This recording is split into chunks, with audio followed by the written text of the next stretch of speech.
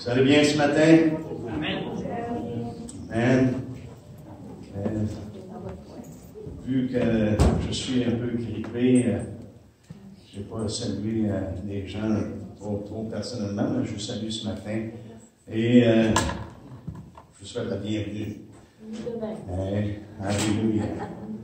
Eh bien, si vous voulez bien, ensemble, on va regarder à nouveau certaines choses qu'on a passées dans les dernières semaines. Le groupe de semaine, on a commencé sur le fondement de la foi. Et puis, la semaine passée, on a regardé ça un petit peu plus...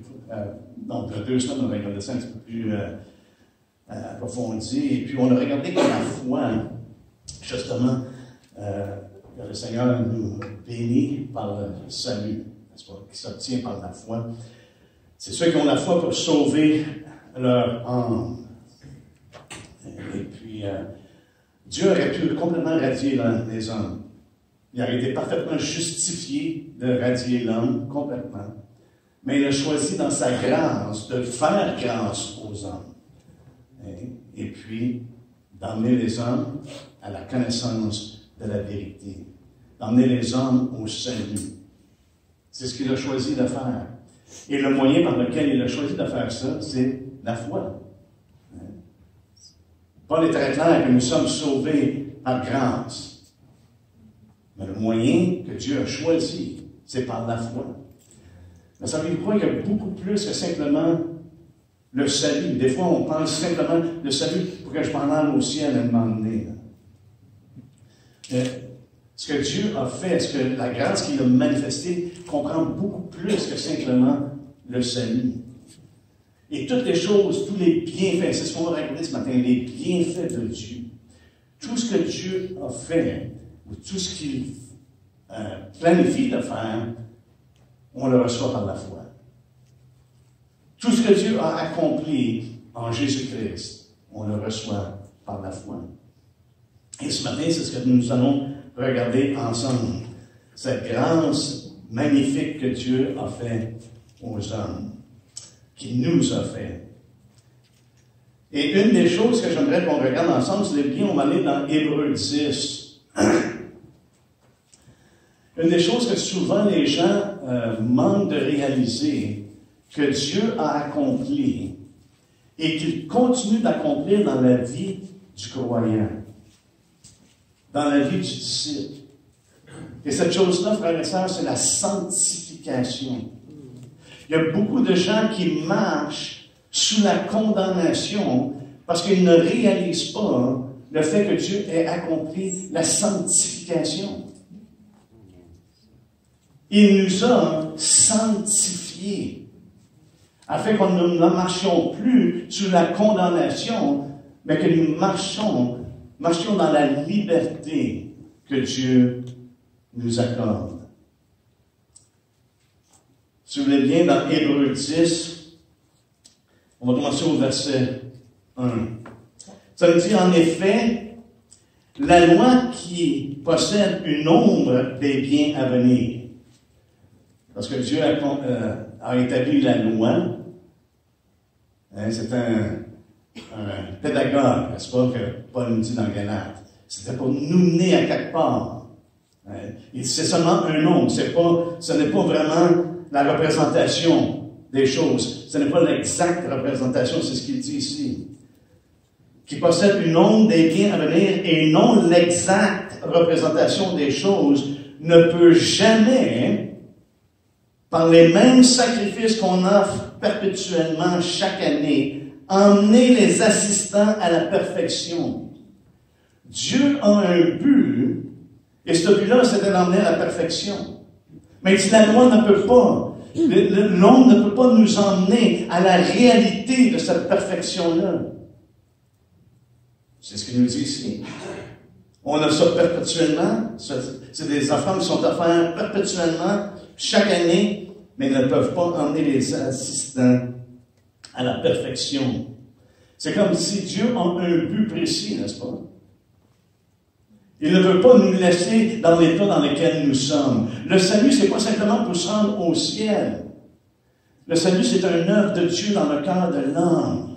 pour qu'il soit ce que Dieu l'a destiné à être lorsqu'il a créé l'homme. La loi ne peut pas nous emmener à cette perfection-là, mais par contre, on voit dans la parole de Dieu que Dieu veut nous emmener à cette perfection-là. Lorsqu'il parle de la perfection, justement, c'est de nous rendre complets, de nous rendre parfaits en tant que tels, ou nous emmener entièrement à une bonne fin. Dieu nous emmener à une bonne fin. Et cette fin-là, frères et sœurs, c'est qu'il nous a prédestinés d'être semblables à son Fils. Amen. Dieu, avant même, dans la création, lorsqu'il a créé l'homme, sachant même ce qui allait arriver, il nous a prédestinés pour être semblables à son Fils. Et c'est ce qu'il accomplit à travers le salut en Jésus-Christ. Et c'est ce qu'il accomplit dans nos vies. Regardez ce qu'il dit. Autrement, n'aurait-on pas cessé de les offrir? Ces choses-là sont faites perpétuellement, mais ça ne peut pas perfectionner personne. Autrement, n'aurait-on pas cessé de les offrir, puisque ceux qui rendent ce culte, étant une fois purifiés, n'auraient plus aucune conscience de leur péché. Et la perfection aussi qui est reliée, c'est que notre conscience est purifiée, qu'on n'a plus conscience de nos péchés. Nos péchés sont dans la mer de l'oubli. Nous sommes purifiés. Mais il dit, le souvenir des péchés est renouvelé chaque année par ces sacrifices, car il est impossible que le sang des taureaux et des boucs ôte les péchés. Il y a juste un agneau qui ôte les péchés du monde. Et c'est l'agneau de Dieu. Voyez-vous, il fait Dieu, en travers Christ, non seulement qui nous pardonne nos péchés, mais il dit, il les ôte. Il ôte nos péchés. Par la confession de notre foi en lui, notre repentance, Dieu a choisi d'ôter nos péchés. Complètement, il les écarte. Aussi loin de l'Orient que l'Occident. Et ça ne fait plus partie de notre vie. Parce qu'il dit, c'est pas le sang des taureaux qui fait ça, mais c'est vraiment le sang de Jésus.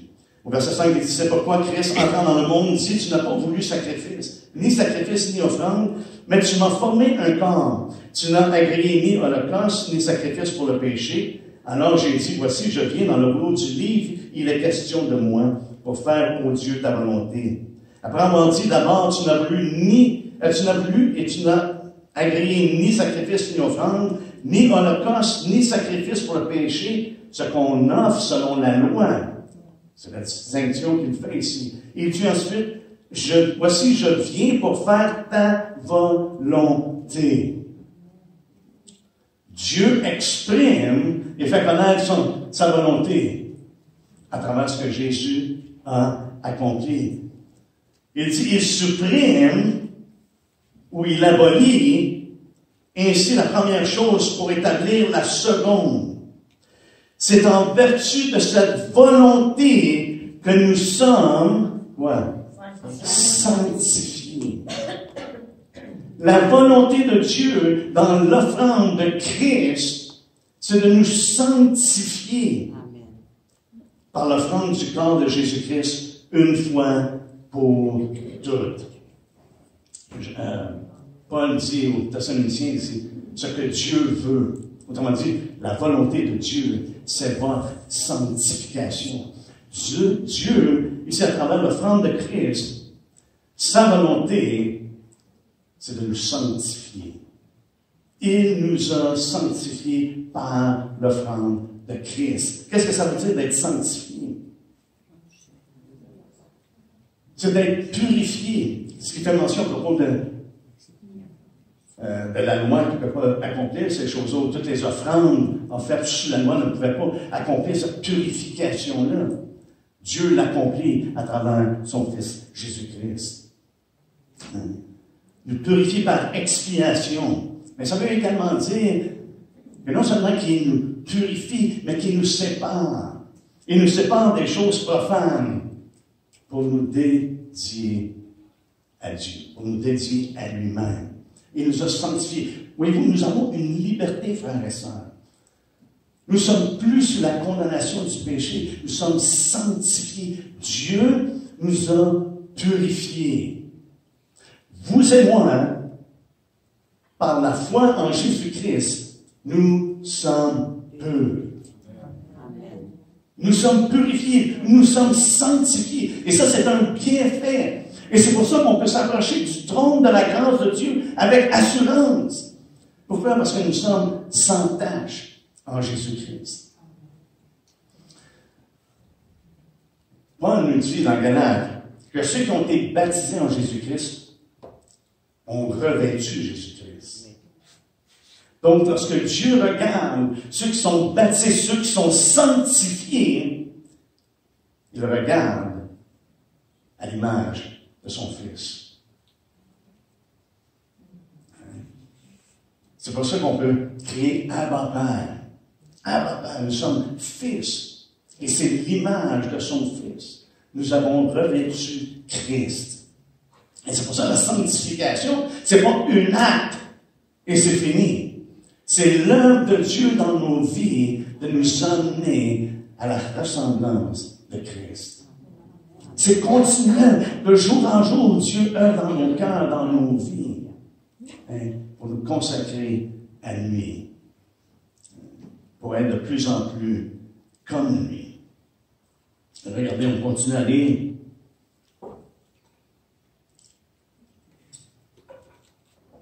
Donc, on voit au verset 10, c'est en vertu de cette volonté, c'est ce que Dieu veut, que nous sommes sanctifiés par l'offrande du corps de Jésus-Christ, une fois pour toutes, et tandis que tout sacrificateur fait chaque jour le service, et offre souvent les mêmes sacrifices qui ne peuvent jamais ôter les péchés. Et c'est ça la distinction entre l'Ancien Testament, la loi, et la grâce de Dieu dans le Nouveau Testament. Un ne peut jamais accomplir une chose. Christ l'a complètement accompli. Il attend des autres. Lui, au verset 12, lui, après avoir offert un seul sacrifice pour les péchés, s'est assis pour toujours à la droite de Dieu. Il attend désormais que ses ennemis soient devenus son marchepied, car par une seule offrande, il a amené à quoi? À la perfection. Voyez-vous, la sanctification de Dieu dans la vie du croyant, c'est de nous amener à la perfection. Ce que la loi ne pouvait pas faire, Christ le fait en nous sanctifiant et en nous emmenant justement à la perfection. Il nous rend complets. Frères et sœurs, lorsqu'on a de la difficulté de venir devant Dieu, c'est parce qu'on n'a pas saisi le fait que nous sommes sanctifiés par Dieu en Jésus-Christ. Parce que nous sommes tellement conscients de nos manquements et de nos péchés, souvent, ça va nous retenir de venir devant Dieu. Mais frères et sœurs, c'est par la foi que nous sommes sanctifiés. Et c'est par la foi qu'on s'approche du trône de Dieu. C'est par la foi que nous sommes en relation avec lui. Et si on s'empêche de venir devant lui parce qu'on pense qu'on... je ne suis pas assez digne, je ne suis pas assez saint, je ne suis pas assez pur. C'est qu'on manque de réaliser, c'est pas votre pureté.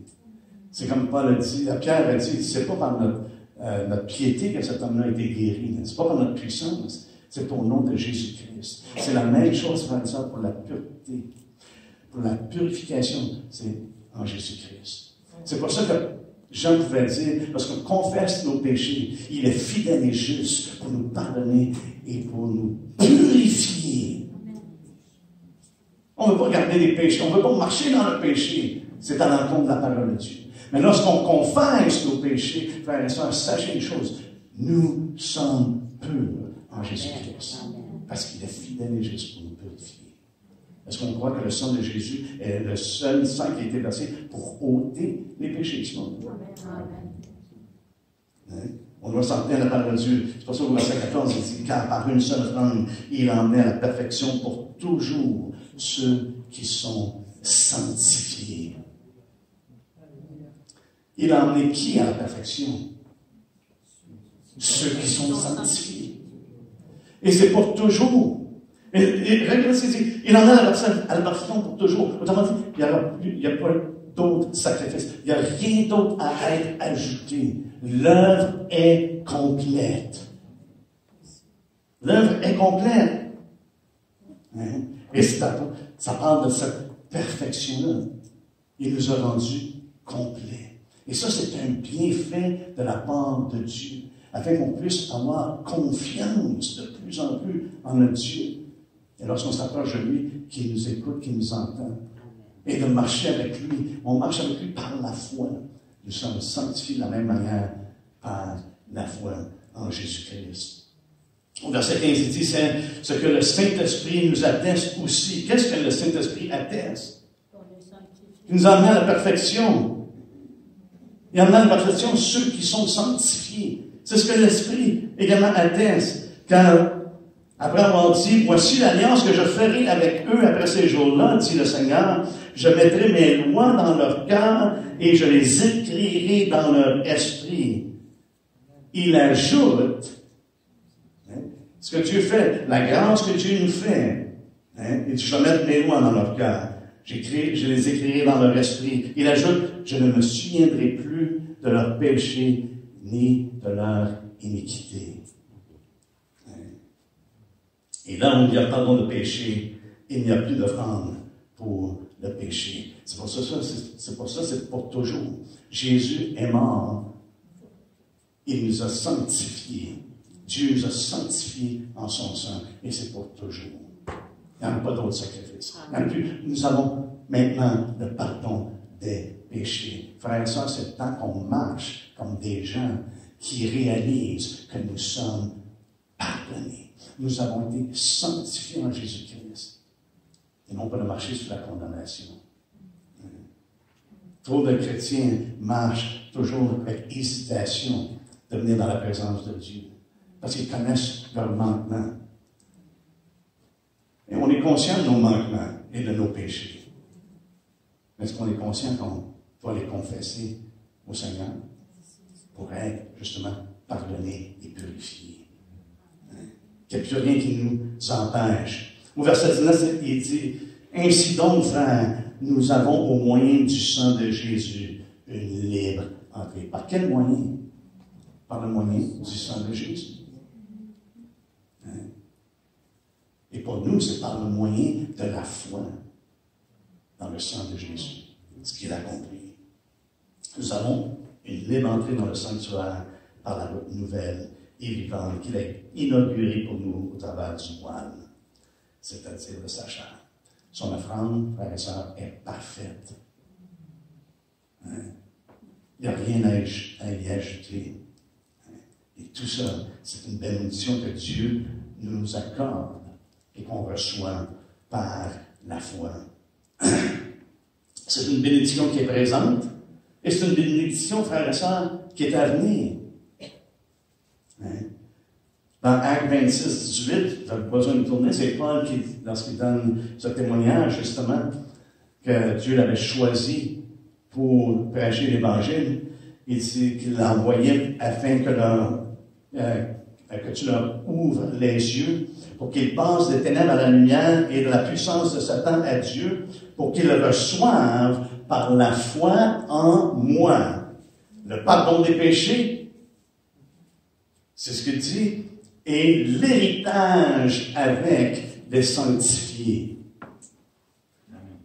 Étant sanctifiés, nous recevons le pardon de Dieu. Mais ici, il dit également de quoi venir. De quoi venir? Nous avons un héritage que Dieu nous donne. Il le donne à qui? Il dit, avec les sanctifiés. Ceux qui connaissent la sanctification de Dieu et qui vivent dans cette sanctification-là, parce que, comme j'ai dit, c'est un processus.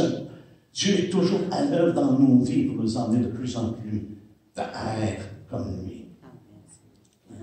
C'est pas simplement qu'on soit sauvé pour l'avenir, mais qu'on vive maintenant comme lui. C'est ce qu'il nous appelle à être. C'est ce qu'il nous appelle à faire. On sait qu'on a un héritage, Pierre nous en parle, n'est-ce pas? Il y a un héritage qui nous est réservé ou dans les cieux. Je vais juste vous lire, vous n'avez pas besoin de tourner, mais je vais juste vous lire le verset.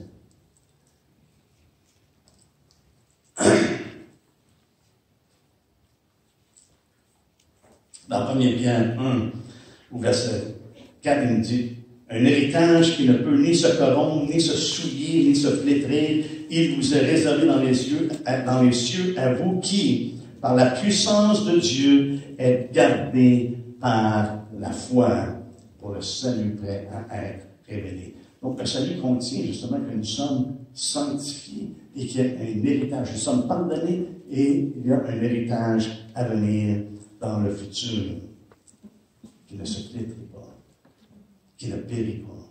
C'est quelque chose d'assuré. Et c'est assuré pour les sanctifiés. Et je veux vous encourager, frères et sœurs, parce qu'il y en a des fois qui vivent avec le fardeau du passé. Même si ils sont en Jésus, ils ont le fardeau du passé. Parce que les choses qui ont été faites, c'est de la difficulté de dire, est-ce que je peux vraiment pardonner pour ces choses-là? Parce que les gens ont de misère, même à concevoir que Dieu pourrait les pardonner, parce qu'eux-mêmes ont de la difficulté à se pardonner, à penser que, non, ce que j'ai fait, je pense que Dieu doit tenir des fois des petites choses, là, parce que, même moi, j'ai de la misère avec ce que j'ai fait, ce que je me suis laissé embarquer, ou dans les choses dans lesquelles je me suis engagé. Allez-moi dans 1 Corinthiens 6.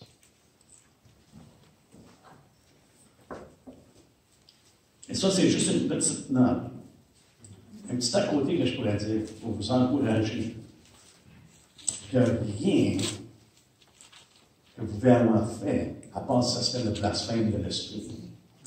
Rien dans votre passé qui ne peut pas être pardonné, qui ne peut pas être sanctifié, purifié de la part de Dieu. Absolument rien. Regardez ce qu'il dit, 1 Corinthiens 6. Au verset 9, il dit, ne savez-vous pas que les injustes n'hériteront point le royaume de Dieu? Ne vous y trompez pas, ni les débauchés, ni les idolâtres, ni les adultères, ni les efféminés, ni les homosexuels, ni les voleurs, ni les cupides, ni les ivrognes, ni les outrageux, ni les ravisseurs n'hériteront le royaume de Dieu. Et c'est là ce que vous étiez, quelques-uns d'entre vous. Toutes les choses qu'il a énumérées, il dit, il y en a là, c'est ce que vous étiez. Et regardez ce qu'il dit. Mais, vous avez été lavés. Mais vous avez été sanctifiés. Mais vous avez été justifiés au nom du Seigneur Jésus-Christ et par l'Esprit de notre Dieu. Voyez-vous, les Corinthiens n'étaient pas des anges, qu'on pourrait dire. Les seuls anges avec qui ils auraient pu être comparés, c'était les anges déchus. Mais leur vie démontrait de l'idolâtrie, de l'adultère, démontrait même l'homosexualité, des voleurs, des cupides, des ivrognes, des outrageux. Il dit, c'est ce que vous étiez. Il y en a, c'est ce que vous étiez. Mais, j'aime les mais dans la parole de Dieu, mais, vous avez été lavés. Pas moitié. Le lavage qui fait référence ici, c'était la coutume des eaux de purification.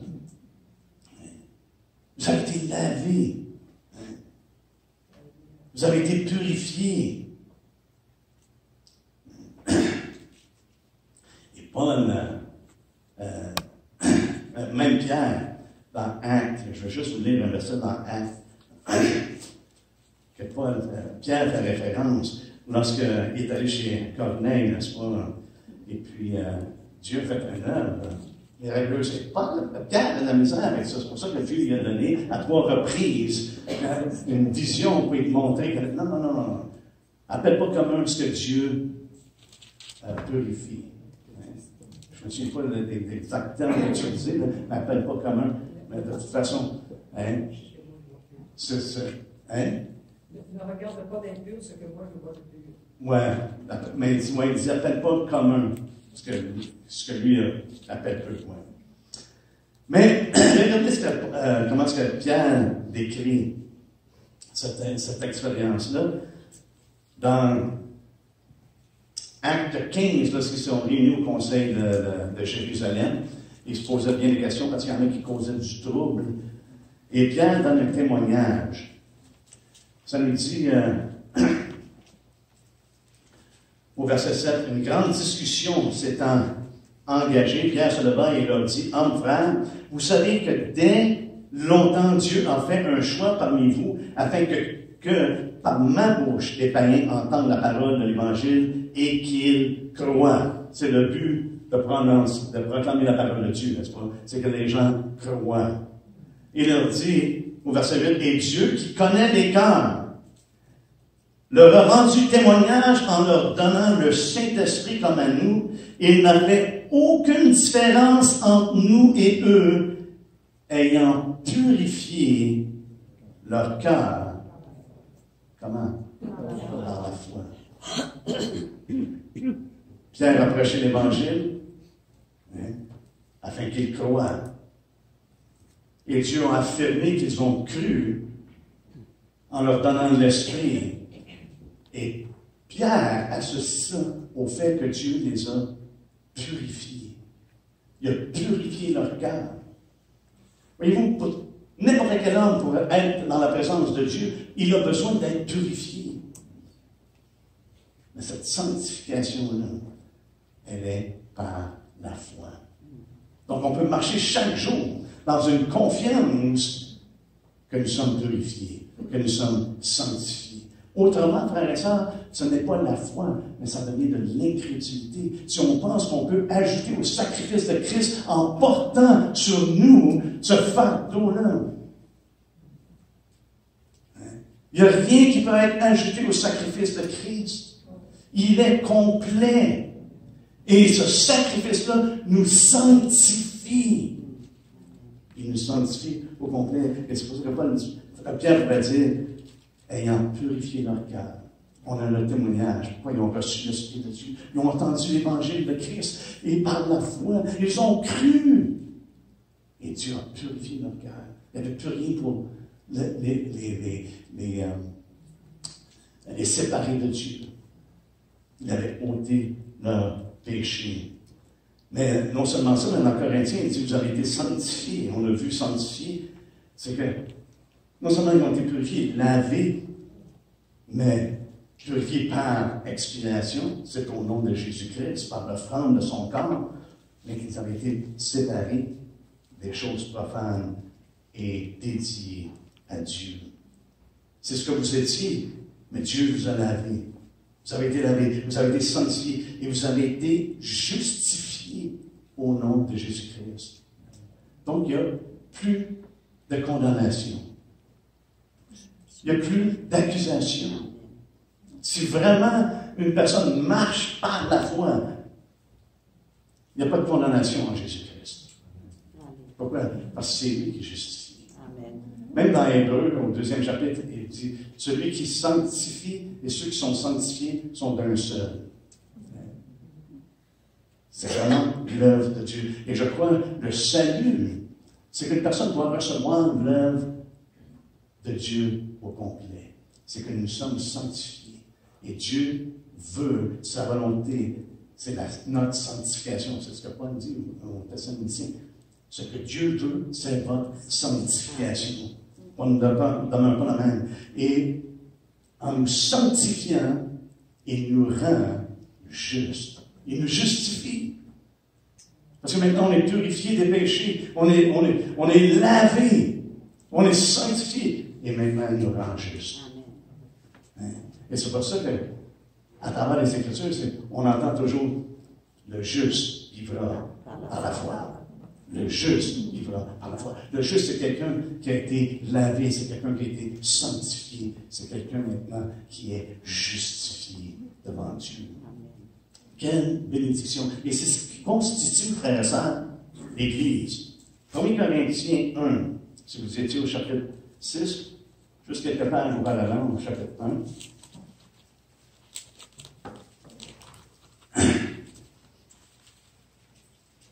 Ça nous dit au verset 1, Paul appelé à être apôtre de Jésus-Christ par la volonté de Dieu, et le frère Sosthène, à l'Église de Dieu qui est à Corinthe, à ceux qui ont été sanctifiés en Jésus-Christ, saints par vocation, ou appelés à être saints, à tous ceux qui invoquent en quelque lieu, que ce soit le nom de notre Seigneur Jésus-Christ, le Seigneur et le nôtre. Mais voyez-vous ici, l'Église consiste de ceux qui sont sanctifiés. Parce qu'il dit, il écrit à l'Église de Dieu. Et il dit, qui est à Corinthe, mais qui est à Belleuil. Hein? Qui est n'importe où. À l'Église de Dieu, à ceux qui sont sanctifiés en Jésus-Christ. L'Église de Dieu, elle est formée de gens qui sont sanctifiés en Jésus-Christ. Tous ceux qui reçoivent Jésus-Christ reçoivent la sanctification en son nom. Et appelés à être saints. Et ce que Dieu veut, ce que Dieu désire, c'est notre sanctification.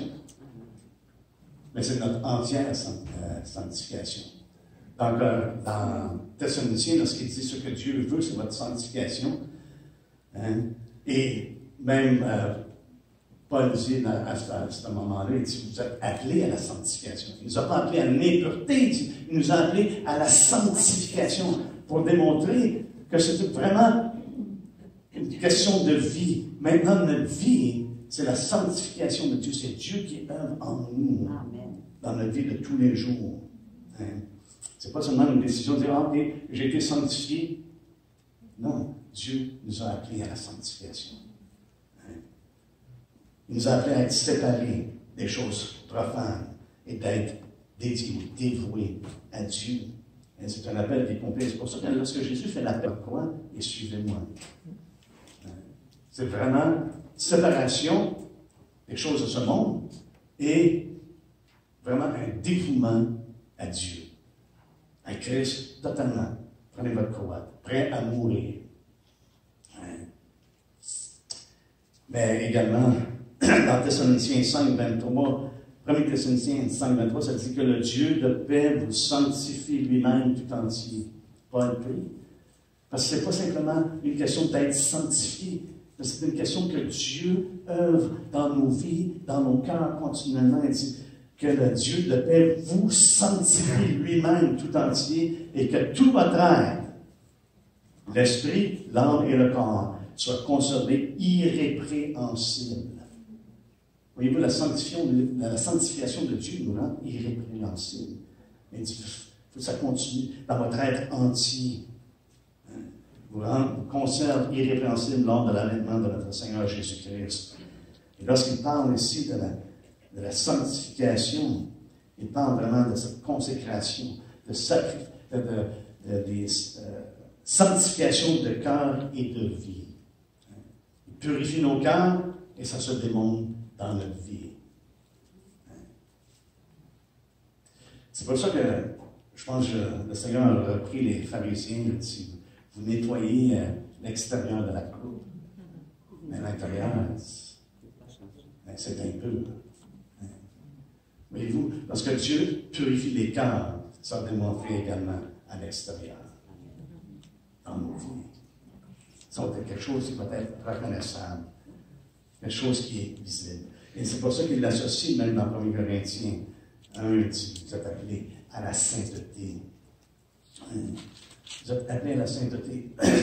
Et ce n'est pas un thème qui était nouveau pour Paul dans Romains 1, justement, lorsqu'il dit qu'il avait été appelé en tant qu'apôtre, d'amener au nom du Seigneur à l'obéissance de la foi à tous les païens. Dans Romains 1. Au verset 5, ça nous dit, par lui, nous avons reçu la grâce et l'apostolat pour emmener en son nom à l'obéissance de la foi de tous les païens, parmi lesquels vous êtes aussi, vous qui avez été appelés par Jésus-Christ, à tous ceux qui, à Rome, sont bien-aimés de Dieu, appelés à être saints. Ou saints par vocation. Dieu nous appelle à être saints. Il nous a sanctifiés, et maintenant, son appel, c'est qu'on marche dans cette sanctification-là, dans cette sainteté-là. Sainteté, ça ne veut pas dire qu'on ne manque jamais. C'est le fait que Dieu nous appelle parce qu'il nous a séparés. Et maintenant, nous sommes dévoués à lui, dédiés à lui dans nos vies. Le terme ici qu'il utilise pour saint, appelé à être saint, c'est d'être séparé du monde, consacré à Dieu. L'acte que Dieu fait dans la sanctification de nous séparer se déploie ou se démontre dans la sainteté d'une personne qui est consacrée à lui. Et lui, il ne nous a pas sauvés, il ne nous a pas appelés, et puis en attendant, on fait ce qu'on veut jusqu'à temps qu'on meurt. Ce n'est pas le but de Dieu. Le but de Dieu, c'est de nous rendre semblables à son Fils. Le dernier Adam. Le premier Adam a manqué. Mais le dernier Adam a accompli la volonté de Dieu. Et maintenant, c'est cette ressemblance-là. Il veut qu'on soit conforme à lui, semblable à lui. Et c'est l'œuvre qu'il accomplit dans nos vies. Mais voyez-vous, c'est par la foi, frères et sœurs. C'est pas par nos œuvres, c'est pas par nos accomplissements, ce n'est pas par notre perfectionnement nous-mêmes. Notre perfection est en lui. Lorsque Paul encourage les Corinthiens, perfectionnez-vous, c'est vraiment d'avoir la foi en lui. C'est d'avoir la foi en lui seul. Et Pierre, sur la même ligne de pensée, nous sommes appelés à être saints. Pierre dit, puisque celui qui vous a appelé est saint, vous aussi soyez saints dans toute votre conduite, selon qu'il est écrit, vous serez saints, car je suis saint. Est-ce que Dieu est fidèle à sa parole? Il dit, mais il y en a peut-être bien qui vont être saints. Mais peut-être bien réussir à en faire quelques saints. Il dit, car vous serez saints, car je suis saint. Parce que c'est son œuvre de sanctification dans nos vies qu'il accomplit. Et ça, frères et sœurs, en terminant, allons ensemble dans Éphésiens 1.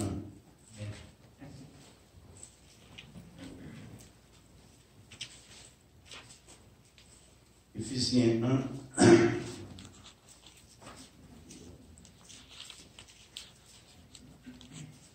Lorsqu'on parle des bienfaits de Dieu, on parle de la bénédiction de Dieu, n'est-ce pas? Ce que je partage ce matin, c'est selon le dessein de Dieu. C'est ce que Dieu, c'est le plan de Dieu, c'est selon le bienveillant dessein de Dieu. Suivant la résolution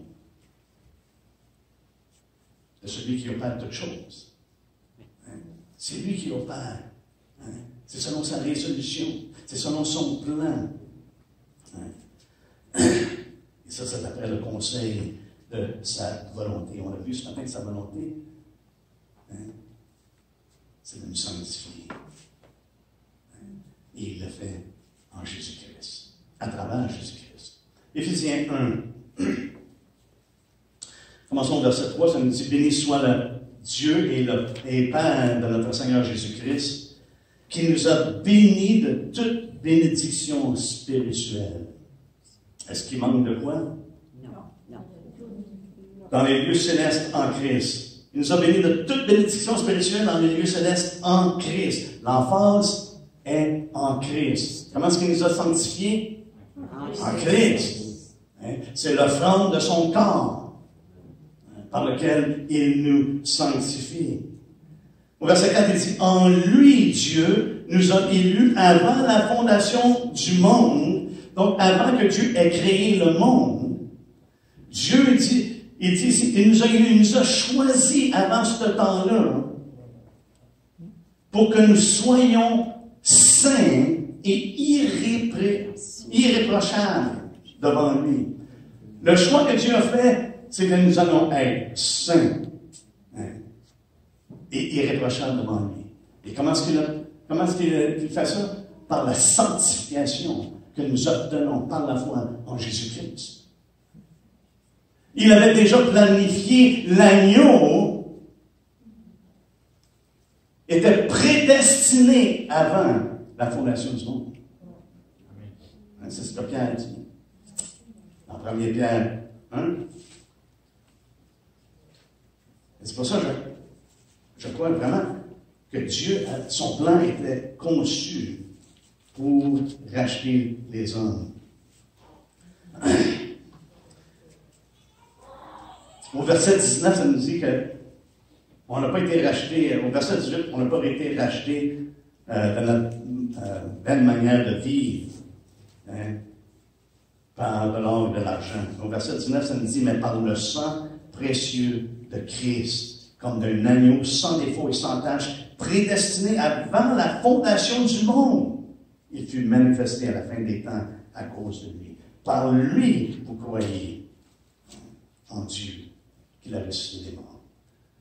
Avant la fondation du monde, et ici dans Éphésiens 1, Paul dit, avant, Dieu, en lui, Dieu nous a élus, nous a choisis avant la fondation du monde, pour que nous soyons saints et irrépréhensibles. La seule manière qu'on peut être saint et irrépréhensible, ou irréprochable devant Dieu, c'est en Jésus-Christ, l'agneau qu'il a planifié, qui s'est donné, qui ôte les péchés du monde et qui nous sanctifie par son sang, afin que nous soyons saints et irréprochables devant lui. C'est par l'œuvre de Jésus-Christ. Et ça a été choisi avant la fondation du monde. Et c'est pour ça qu'il a choisi l'agneau et que Jésus pouvait dire, quiconque croit en lui a la vie éternelle. Quiconque croit au nom du Fils. Donc, verset 5, il dit, il nous a prédestinés dans son amour à être ses enfants d'adoption par Jésus-Christ. C'est toujours en ou par Jésus-Christ. Selon le bon plaisir de sa volonté. Donc, on voit que c'est la volonté de Dieu. De choisir que nous allons être saints et irréprochables. Et de nous prédestiner dans son amour à être ses enfants d'adoption par Jésus-Christ, selon le bon plaisir de sa volonté, pour célébrer la gloire de sa grâce, dont il nous a favorisés dans le bien-aimé.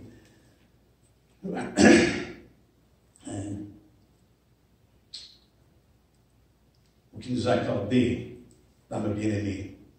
En lui, nous avons la rédemption par son sang. Non seulement nous sommes sanctifiés, nous avons la rédemption.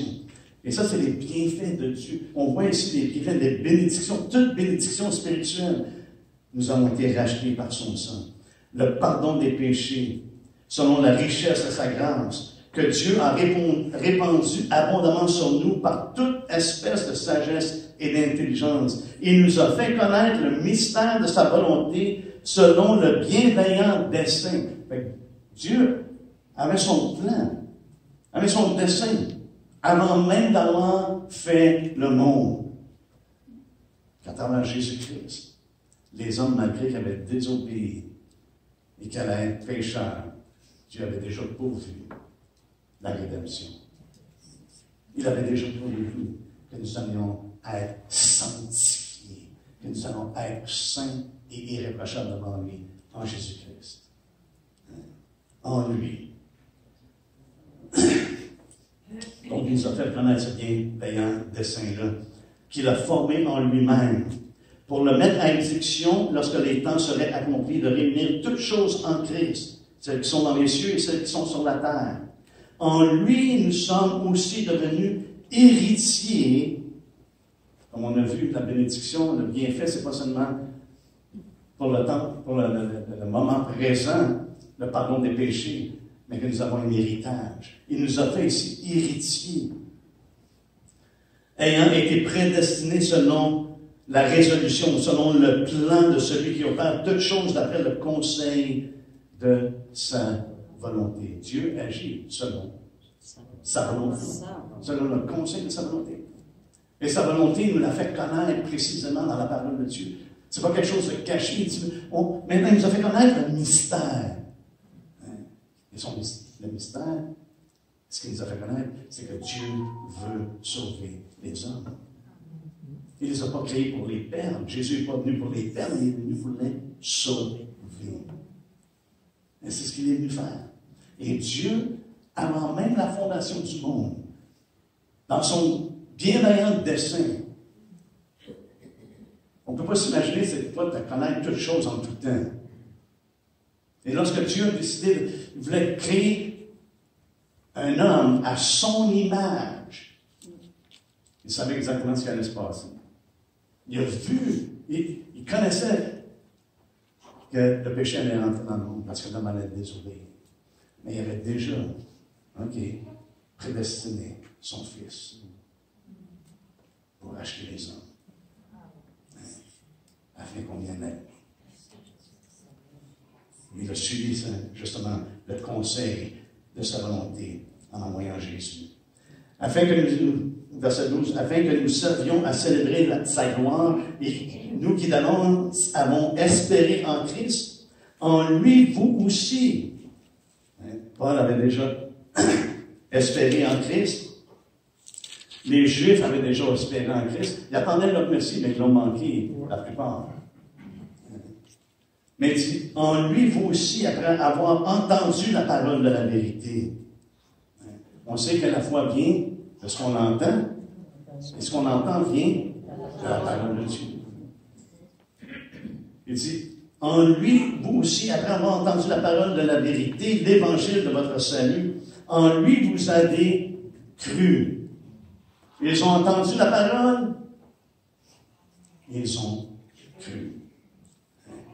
Parce que la foi vient de ce qu'on entend. Et ce qu'on entend vient de la parole de Dieu. En lui, vous avez cru et vous avez été scellés du Saint-Esprit qui avait été promis. Lorsqu'on croit, Dieu nous scelle. Jésus, c'est Jean qui dit à propos de Jésus, il dit, moi, je vous ai baptisé d'eau, mais lui, même lorsqu'il va venir, il vous baptisera de l'Esprit. Lorsqu'il dit Jésus, il va vous baptiser de l'Esprit. Ici, il dit, il vous a scellé du Saint-Esprit qui avait été promis. Parce que Jésus, lorsqu'il est parti, dans Acte 1, il dit, je vais vous envoyer la promesse du Père. L'Esprit qui avait été promis, je vais vous l'envoyer. Il y a différents termes qui sont utilisés dans la parole de Dieu, mais qui font référence à la même chose. Qu'une personne soit scellée, qu'une personne soit baptisée, ou qui envoie l'Esprit, il parle de la même chose. Et c'est ce qu'on va regarder un peu la semaine prochaine. Mais il dit ici, il vous a scellé du Saint-Esprit qui avait été promis, lequel est un gage de notre héritage pour la rédemption de ceux que Dieu s'est acquis pour célébrer sa gloire. Alléluia. C'est un gage de notre héritage.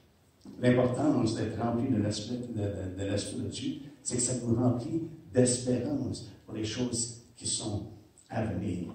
L'héritage que Dieu réserve pour nous. Ça nous donne un avant-goût, on pourrait dire. Amen. Donc, c'est ce que ce matin, je voulais vous encourager. Quand Jésus-Christ nous sommes sanctifiés, il n'y a rien qui peut arrêter un disciple, un croyant, de se présenter devant Dieu. La seule chose qui nuit, c'est lorsqu'on ne confesse pas nos péchés. Lorsqu'une personne confesse ses péchés, comme on l'a mentionné, il est fidèle et juste pour nous pardonner et nous purifier de toute iniquité. Est-ce que le sang de Christ nous purifie? La parole de Dieu est très claire là-dessus. C'est le seul sang Le sang des agneaux, des boucs, des taureaux, ces choses-là ne pouvaient jamais emmener personne à la perfection, mais le sang de Christ nous amène à la perfection. En Jésus-Christ. Amen. Amen. Est-ce qu'on peut se lever ensemble?